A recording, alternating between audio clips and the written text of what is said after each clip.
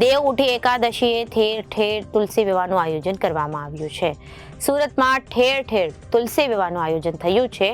વર્ષો જૂની પરંપરા મુજબ દેવ ઉઠી એકાદશીએ તુલસીજીના કૃષ્ણ ભગવાન સાથે લગ્ન કરવામાં આવ્યા હતા। દેવ ઉઠી એકાદશીએ ઠેર ઠેર તુલસી વિવાહનું આયોજન કરવામાં આવ્યું છે। સુરતમાં ઠેર ઠેર તુલસી વિવાહનું આયોજન થયું છે। વર્ષો જૂની પરંપરા મુજબ દેવ ઉઠી એકાદશીએ તુલસીજીના કૃષ્ણ ભગવાન સાથે લગ્ન કરવામાં આવ્યા છે અને સુરતના જૂના અંબાજી મંદિર ખાતે ભવ્ય રીતે તુલસી વિવાહ યોજવામાં આવ્યો હતો। મોટી સંખ્યામાં ભક્તો તુલસીજી અને કૃષ્ણ ભગવાનના લગ્નમાં જોડાયા હતા। ભક્તોએ વર પક્ષ અને કન્યા પક્ષમાં જોડાઈ ભગવાનના તુલસીજી સાથે વિધિવત લગ્ન કરવાયા હતા। તુલસી વિવાહ બાદ લગ્નના મુહૂર્તોની શુભ શરૂઆત કરવામાં આવી હતી।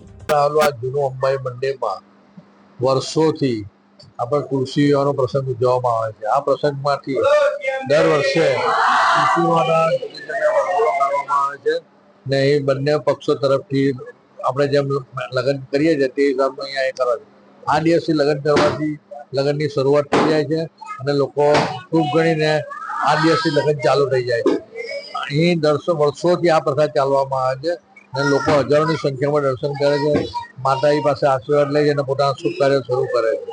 અંબાજી માતામાં જે તુલસી વિવાહ કરે છે દરેક પક્ષો માટે લોકો દર વર્ષે જુદા જુદા જગ્યાએથી કે ભાઈ અમને લાવો તો વૈવાહિક પક્ષને બંને છોકરી તરફથી ને છોકરી વાળા તરફથી એમ કરીને એક કૃષ્ણના ને તુલસી માતાના જુદા જુદા પક્ષ ઉભા કરીને અહીંયા લગ્ન કરવામાં આવે છે। આ વર્ષે પ્રસોડથી કરવામાં ને આજે તમે જોવો છો કે આ પ્રથાથી લોકોના એટલા શુભ કામો થાય છે।